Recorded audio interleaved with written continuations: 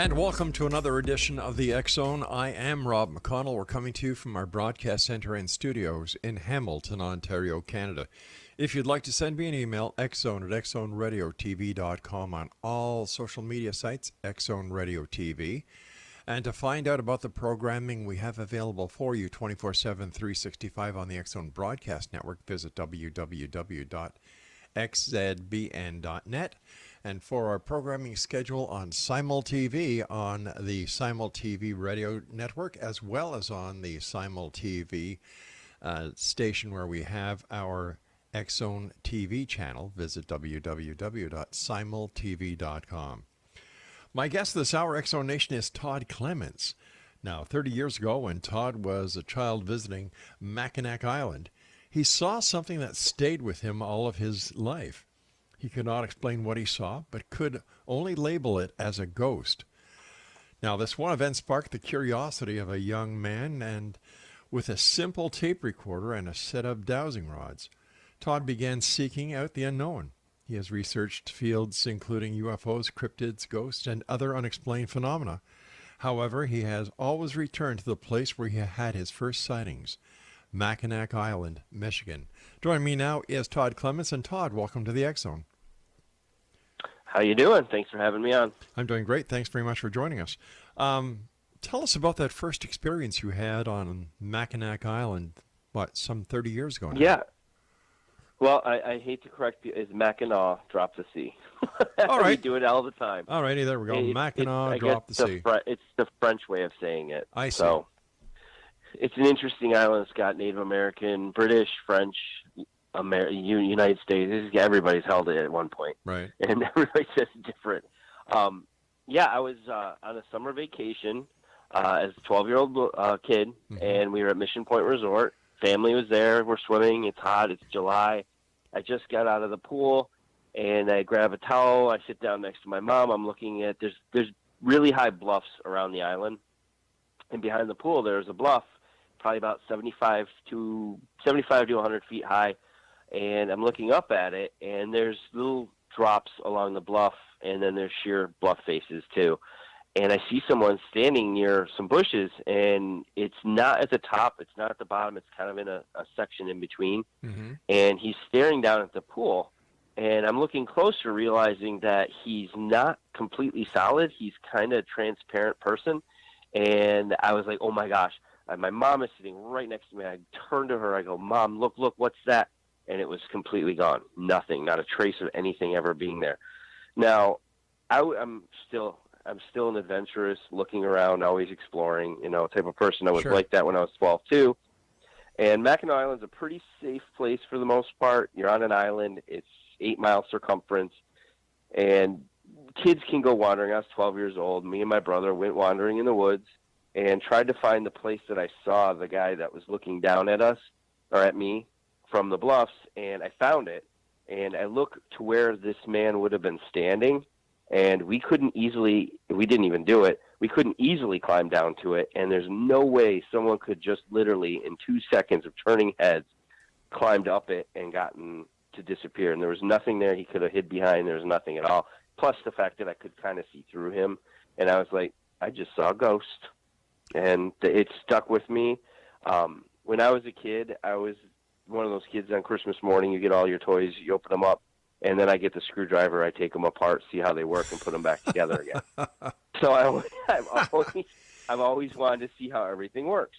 Well, ghosts are another thing. How does it work? What happens when we pass on? Why are they some people ghosts? Why aren't some people ghosts? Right. Where are they? How can I find them?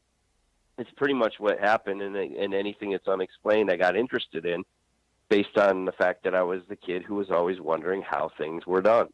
That's where cryptids and UFOs and ghosts and you name it. Anything from spontaneous combustion to telepathy and everything. I've been interested in all of it pretty much all my life.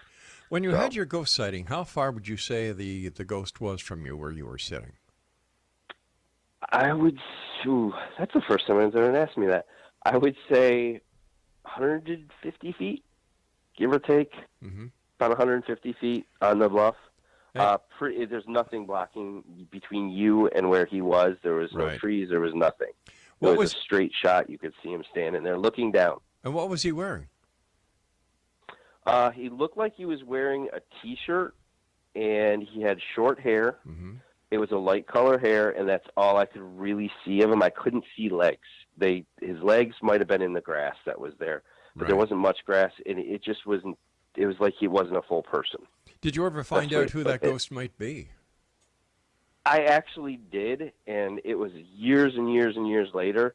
I came across someone who'd been at the resort, knew a lot of the history at the resort, and I was actually writing my first book, and I was like, okay, who is this? Mm-hmm. I saw this ghost when I was 12 years old. I don't know who it was. And she goes, oh, Harvey. She knew all about him. A lot of the staff at the resort knew about him, too. And it's a nickname. It's not his real name, but we use that as his nickname. He was a college student there, and there's some mystery behind how he died, but I did eventually see a photo of him, and I was like, yep, I think that's the guy I saw. I mean, It was a long time ago, but it was similar enough that I'd say that could be the guy. Something like that is imprinted in your mind. Oh, yeah. You don't forget something like that. Exactly. I mean, the first time you see something, any time I've ever seen anything, and I mean, I've been doing this almost my whole life, and I've only actually seen something 5 times. That's it. It's not something you get all the time, and I'm fortunate to see those 5 things I've seen. So. And what were those 5 things that you saw? Yeah, well, Harvey was the first thing I ever saw, and a few years later, I saw a shadow person. That was on one of my makeshift investigations. It was a person, but there was absolutely nothing but black, and it was across the room in a large. It was actually on Mackinac too. It was a large sound stage area, and I could see him moving, walking. And as soon as I put a flashlight towards the person, they moved really quick, and then they were gone. Wow! It was kind of like a blur, and they were gone, just gone. Another one, and I saw on another investigation, same place, 2 shadow figures in the same area. That was with other people on that one. There were witnesses to it, but of course we didn't get it on camera. You never do, right? Yeah. The other one was Harvey again. That was and actually we do a tour on Mackinac Island, and one part of the tour at the time goes in the theater at Mission Point Resort, and this tour was going on, and the tour guide that was telling them some of the stories was on the stage, and they were in the seats. I'm in the very far back of the theater, and nobody knew I was in there because the lights are all out. The only light is the light on the stage so that you can see the tour guide talking. And nobody knew I was in there, and I didn't want to say anything, but I'm sitting there in the back freaking out because right next to me I can see, if I'm looking at the stage, I can see a person standing right next to me. If I turn my head towards them, they vanished. And the more I turned my head back towards the stage, the more they became a solid person again. And they weren't just standing motionless. They were shifting their weight. They moved their arms. I'm freaking out in the back, but I knew if I had said anything, everybody in those seats, including the tour guide on stage, would have probably had a heart attack because they're all on edge hearing a ghost story. And I would be like, turn around, take a picture, please, hurry. And they'd be like, oh. So I didn't ever do anything with that one. And the other one was, the last one I saw was in the woods. I saw something that looked like a person in the woods. All my sightings actually have been on Mackinac Island. I've had other experiences, but the actual sightings where I saw something were on Mackinac Island. And it could have been it looked Native American, like a Native American man with some sort of a headdress on. It was down a path, and he disappeared, but there's nobody in full headdress running around on Mackinac Island, unless it's like a special parade or anything like that. And he was on a path. I was walking down, and I saw him in the distance, and then he took off in the bushes, and I was like, that doesn't make sense. There's nobody wearing those kinds of clothes on this island, and he was gone. Wow. You and I have to take our first break. Please stand by. Exo Nation, our guest this hour is Todd Clements, and he is the gentleman behind Haunts of Mackinac, www.hauntsofmackinac.com. And if you'd like to find out more about Todd, Mackinac Island, and such, his book, The Haunts of Mackinac, is a great resource of the island's history, legends, and ghost stories. We'll be back on the other side of this break as we continue here in the X Zone from our broadcast center and studios in Hamilton, Ontario, Canada. My name is Rob McConnell. Todd and I will be back after this short break.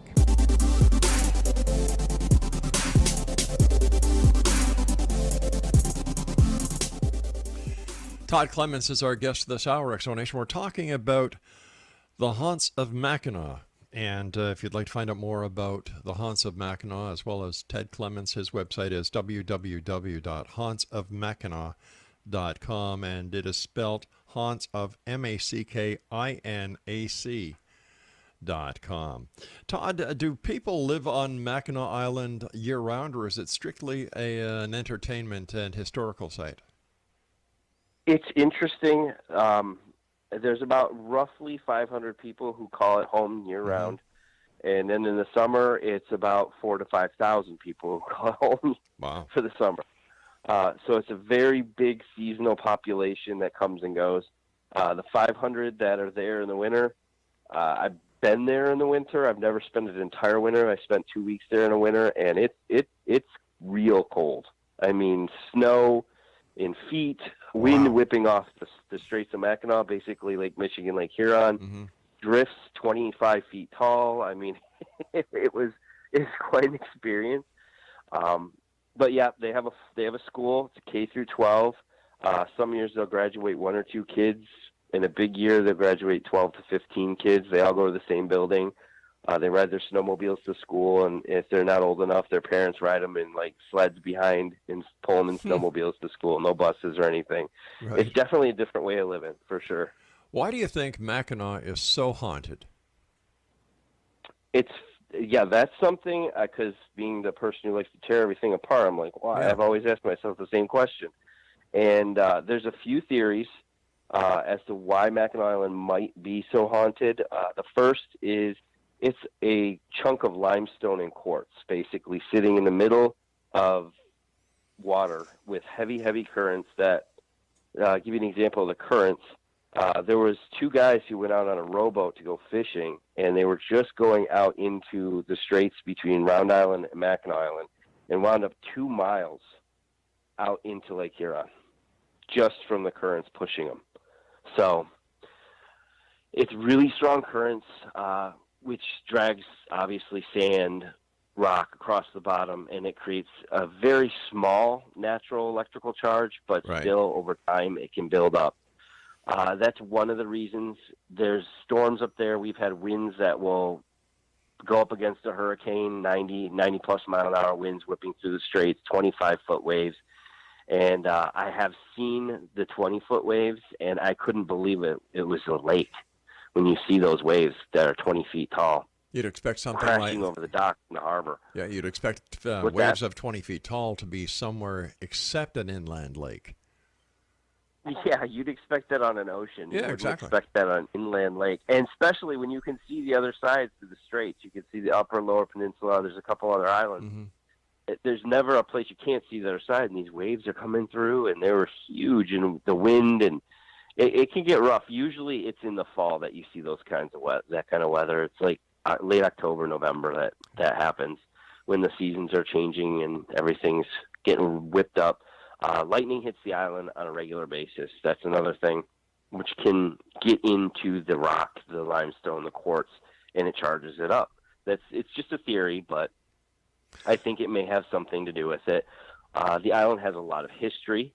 The history has a lot to do with it. Native Americans, as far back as we can tell, have had something to do with the island for nearly 8,000 years. They found walrus bones on the island. They found a walrus skull on the island at one point. So it was definitely something was there during the Ice Age. And back those times, they've just recently had a submarine find some caverns, not too far offshore, but far enough that people aren't going to go snorkeling to it. And they said there were pottery shards in these little scoop caves down below the water off the coast of the island. So it's got a very long history. The War of 1812, the Revolutionary War, the fort on the island, most people don't realize is not an American fort. It's a British fort from the Revolutionary War. A lot of people think it's an American fort because it was an American fort most of the time, but the British actually built most of the fort. They manned it until there was a treaty that was signed for after the Revolutionary War, and it became the United States. And then in the War of 1812, some of the first cannon fire during the war actually happened on Mackinac Island. Actually, the first cannon shot. There was no guns, nothing, just one warning shot. And the American side surrendered the fort to the British because they couldn't defend the fort. They couldn't defend the town. We just said, okay, hands up. We got 60 men here. You guys are on the high ground. You got a cannon pointed down at us.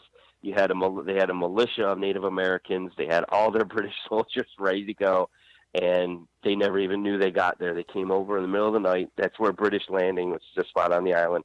That's roughly the area that they docked all their boats and their ships and everything, and then they hiked through the woods to get to the high point right above the fort, and they took the island, and we didn't get it back till another treaty in 1814. My goodness. So that seems to have been the way the forts went back then during the War of 1812. Yep. Back and forth, back and forth. Kind of silly when you look at it these days, but at least we're the best of friends now, the United States and Canada. Yes, we are. Let me Absolutely. ask you. We're buddies. We are. We truly are.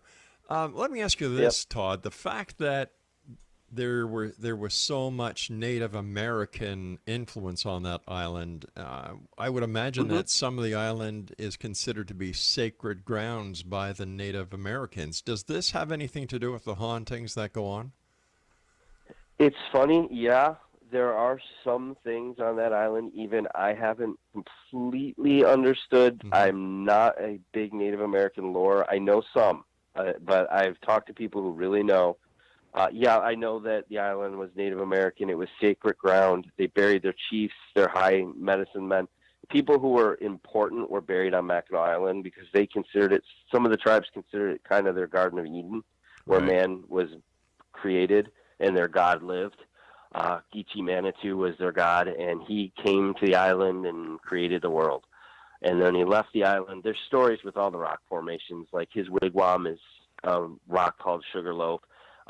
His doorway is arch rock. There was a staircase cut into the ground at one time, but they blew it up to build the road around the island. It was called the Giant Staircase, and just different things. So there's a lot. There's some Native American burial mounds still on the island. Eventually, though, everybody was burying people on the island because it's kind of got the whole Hollywood thing to it. Well, if the famous people are doing it, why can't I? Yeah, so they started. If the rule of thumb is, if you can dig deep enough to bury someone, there's somebody already there. And we do find bones. People find bones when they remodel things or dig a basement. One of the hotels on the island, Bicycle Street Inn, about 4 or 5 years ago, there was an old house there, and the old house, they were going to move it. Nobody moved it. Everybody said no. So they said, all right, we're going to get rid of it. They got rid of the house, and when they were pouring the basement and doing the foundation work for the hotel, they found 24 sets of human remains in the ground underneath that house. Oh my gosh. And what's now the basement. So yeah, anywhere you go, I mean, the park in front of the fort, they said the soldiers were putting in a farm. They were going to plant crops and things. They said they found about 1,000 sets of human remains in front of the fort when they were putting the farm together. Wow. So yeah, unreal. I mean, there's so many stories of that. There's a bed and breakfast called Hans on the island, and they remodeled their kitchen. I love this story just because it's kind of cute. But they remodeled their kitchen, took up the floor. Yeah. When they took up the floor, they were putting some pipes in, so they had to dig in a little bit, and they found bones. They found out she still had some jewelry, her moccasins. There was still some of the leather it was preserved, and there was nothing left of her but bones. But they took it all up, put the pipes in, and they said, we really should put this back. They put everything back right where it was. And then they put a brand new floor in, sealed everything. It's done. And then they found a moccasin sitting and somebody had walked off with it and left it in another room after everything was put down. So the moccasin is still sitting on the fireplace mantel in a glass case, and they named the Native American woman, whoever it was, She Want a Shoe. Isn't that cute? She wants a shoe. So, but that's a classy story because the people who were doing the renovations, they showed respect. Oh yeah. And that's They try to as best they can, for right. sure. And it seems today a number of the paranormal community are very disrespectful of spirits. Yeah, I see it sometimes. Yeah, and you know what? I no matter if the person is alive or dead, I believe they deserve respect. I agree. Yeah. You and I have to take our next break, my friend. Exo Nation, we're talking All to right. Todd Clements. He is the author of Haunts of Mackinac, the book that started it all. Haunts of Mackinac is a Yep. great resource of the island's history, legends, and ghost stories. The book has been a bestseller in the region for 10 years, and I fully understand why after talking to Todd for nearly half an hour now. If you would like to send me an email, Exxon at exxonradiotv.com, on all social media sites, Exxon Radio TV. And don't forget, the X Chronicles newspaper is always available for each and every one of you with our compliments at www.xchroniclesnewspaper.com. Read all over the world, and you can read it online or download it. Or if you'd like to pay for it, go to Amazon.com. But why do that when we're giving it to you for free? I'll be back on the other side of this news break as we continue talking about the Haunts of Mackinac here on the X Zone with yours truly, Rob McConnell, and my very special guest, Todd Clements. We're coming to you tonight around the world on iHeartRadio, the Mutual Broadcast Network, Talkstar Radio Network, and of course, the X Zone Broadcast Network. And we're so happy to be part of Simul TV. And if you'd like to find out about Simul TV, how you can actually watch the X Zone TV channel, as well as another 130 some odd specialty channels, get 500 video games, as well as video on demand. You're not going to believe this. You're really not going to believe it. So instead of me trying to convince you, just do yourself a favor. Go to www.simultv.com. Todd Clements is our guest. He is the author of The Haunts of Mackinac. His website is hauntsofmackinac.com. Tell me about the Grand Hotel and some of the stories that are within the walls of that. Everybody wants to know that Yeah. one. They don't like talking about their ghost stories. Why not? Why not? It's great for business. I think I agree, but I think it has something to do with they just want to portray that image of ultra resort, very, very nice, classic, I see. traditional. I understand, and we respect them for it. I mean, I understand, but sure, they got ghost stories, and well, I talked about a few of them every now and then. I'll tell everybody, oh yeah, you gotta watch. That's it. What's that? I said that a boy. Spill the beans. Mm-hmm. Share the info. Well, let's see. One of my personal favorite ghost stories, which I've heard from, I've never had an experience personally, but I've heard it from too many guests at the hotel to say, yeah, that's not true, because these people don't know each other. It's been years and years I've heard these stories from multiple people, different times. They're from different states. They're coming in visiting. And it seems that if you're in a room on the second floor above the dining room, sometimes late at night, usually after midnight, after 1 a.m, you'll hear noise below. And it's not just like a rumbling. It's chatter of voices, glasses clinging and clanking, and occasionally you hear big band music playing. And one person actually told me that they went to the front desk, or they called down to the front desk to see if anybody was in the dining room, and they said it was empty. He still heard the noise coming from below, which was the dining room. He actually came downstairs, looked in the dining room, lights were off, and it was completely empty. Wow. Goes back to his room. He can still hear the music coming from the floor. It said it sounded like there was a big party below his room. So, and I've heard the same story from several different people. So I think that's one of the interesting kind of residual haunts that goes on at Grand Hotel. And I don't see how they're scared, and that doesn't scare anybody. There's a story of a little girl who accidentally fell out of a window. I can't remember if it was the 50s or 60s. I have so many dates in my head, I can't always remember the exact dates. They said her name was Rebecca, and she will appear to children in hallways. She's very friendly. She's not menacing. She just kind of wants to play, but she only approaches kids. And I remember one kid telling me the story I was doing a book signing on the island, and his mom brings him up. She's like, "Will you just tell him what you saw?" This kid's nervous.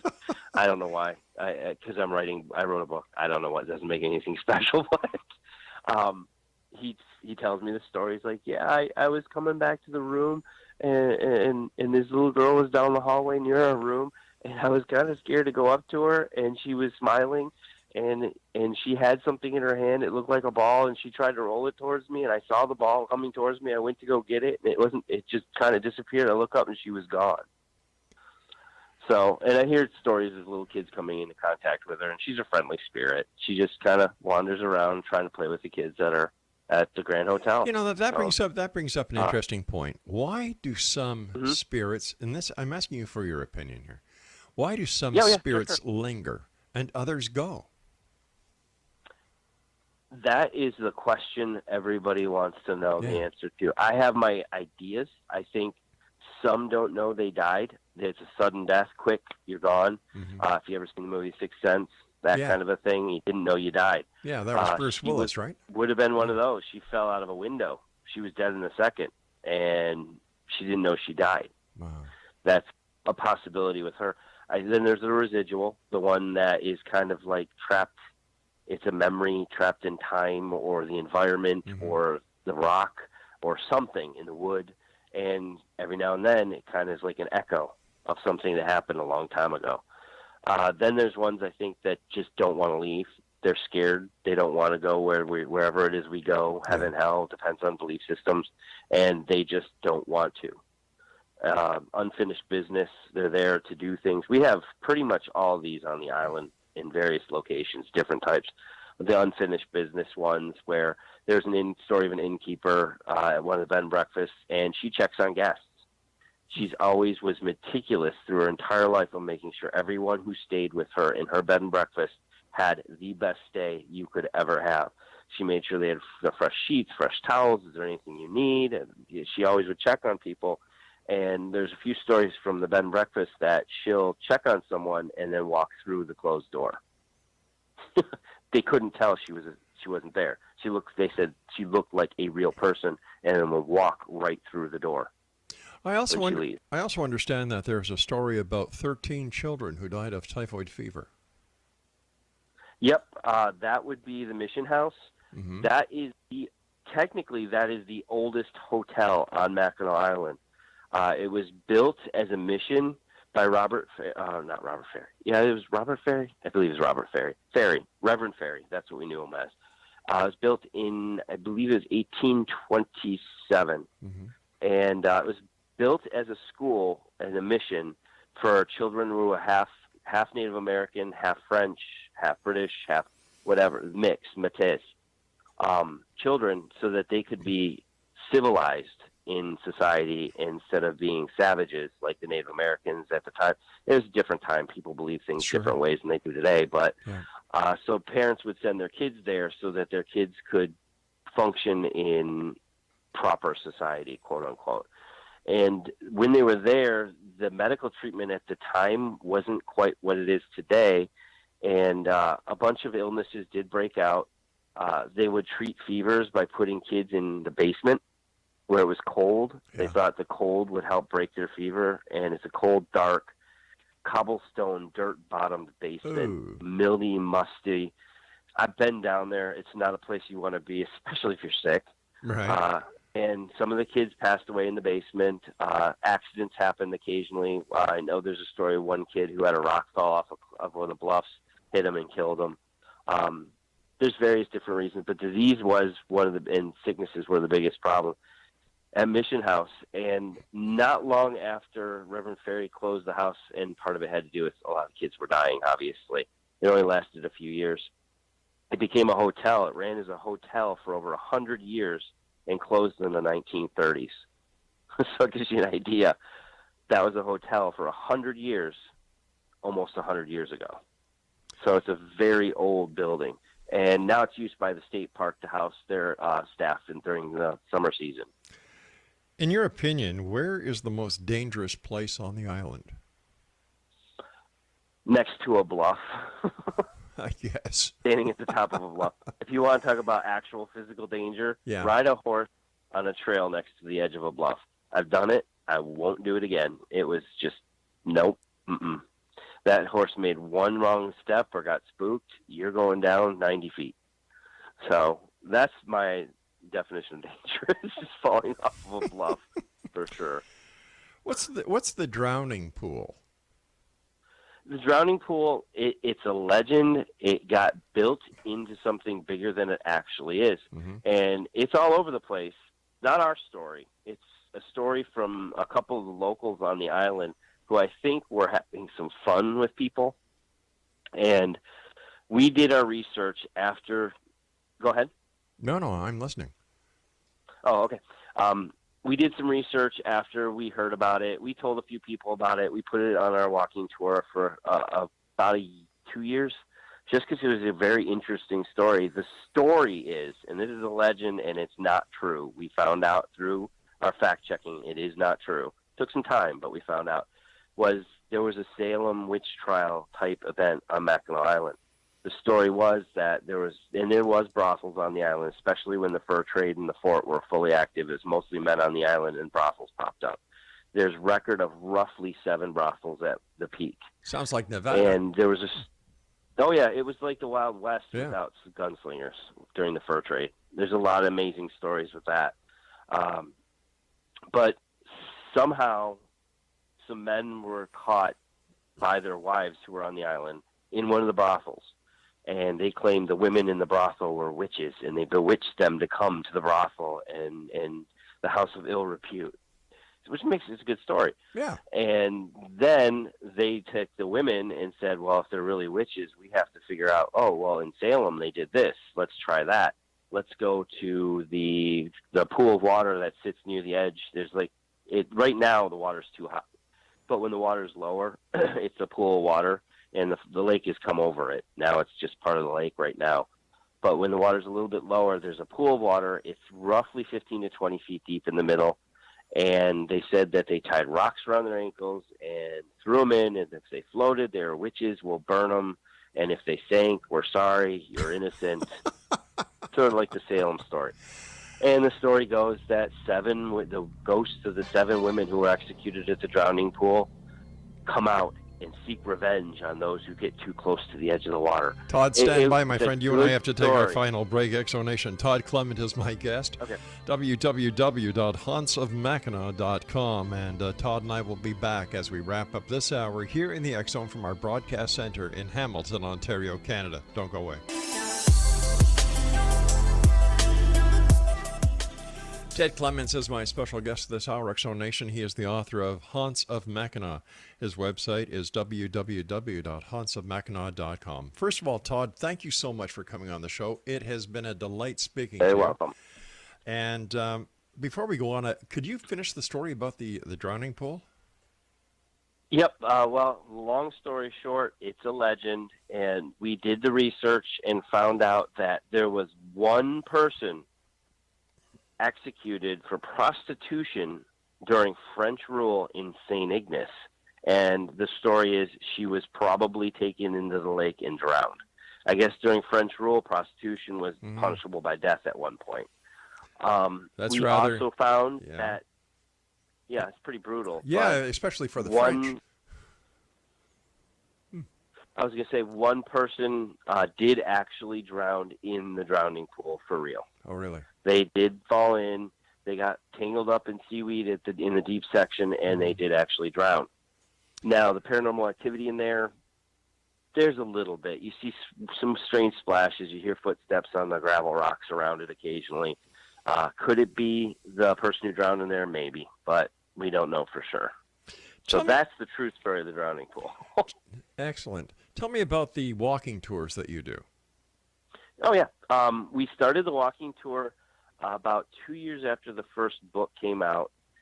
It was basically, I did book signings all the time on the island because the bookstore they asked me to be there to do book signings all the time because it did well. And I said to some of the people who are getting books, I was like, how'd you like to go? What are you doing tonight? You want to walk around? I'll tell you more ghost stories. I got tons that aren't even in the books. And they were like, oh, yeah, sure. So one night I decided to have a sign-up sheet, had 70 people sign up to go. Wow. 70 people showed up. I took them. I was a nervous wreck. Had never done public speaking on that type of a basis before that night. And I was nervous, but I knew the story, so I just started telling them ghost stories and history and everything. It took 3 hours. And they all stuck with me except for two people, a person in a wheelchair and a person pushing them. Those are the only people who said, we're tired, you're doing a good job, but we're done. And at the end, someone had kind of came up to me, everybody kind of walked away, and he said, you're an idiot. You should be charging to do this, and you should be doing this every night. And I've been on ghost tours in other cities and everything, and I was like, you know what? I never really put two and two together, but you're right. I could do this. I could do this and have a tour, and we could have a business, and it's good with tourism. Yeah. And we found a spot. We started doing the tours. I don't give tours as much. I'm not as theatrical, so I hire actually tour guides who have theater backgrounds as much as we can, because they can give a story better than I can, and they learn their scripts, their lines, and they tell you everything they know. Some of them have been on the island. One of our tour guides grew up on the island. Not right now. This is last season. They went to college. But we just kind of tell you all the stories. We tell you some of the stories. We always tell everybody it's an hour-and-a-half tour, and we could make it 8 to 10 hours if we wanted to tell you a whole lot. And we just kind of take them through downtown, stop at some of the spots. We don't cover everything. We change it all the time. If you've gone on a tour every other year, we change the tour. Pretty much half the tour is new every other year. As someone who has an interest in psychology, how do you explain the draw of the paranormal in today's society? I think it's just people want answers to things they don't understand. It's kind of like I was when I was a kid. Yeah. I wanted to know how it worked. And I mean, I think some people are scared of their own mortality. What happens? Is this it? They want to know, is there more than this? And I think that draws some people. They've lost loved ones. I find a lot of people who have lost loved ones get interested in the paranormal because they want to know that they're okay. Yeah. That person they loved is still okay. It's just and it's fascinating. I mean, not just the whole ghost story thing. I mean, the fact that there could be visitors from other worlds with UFOs or animals that live on Earth that are rarely seen. People say Bigfoot, no way. And I'm just like, the gorilla wasn't known as an actual animal until the 1920s. It was Bigfoot. Yeah. And people are like, serious? I was like, yeah. People didn't believe it existed until the 1920s. I mean, it's 100 years ago.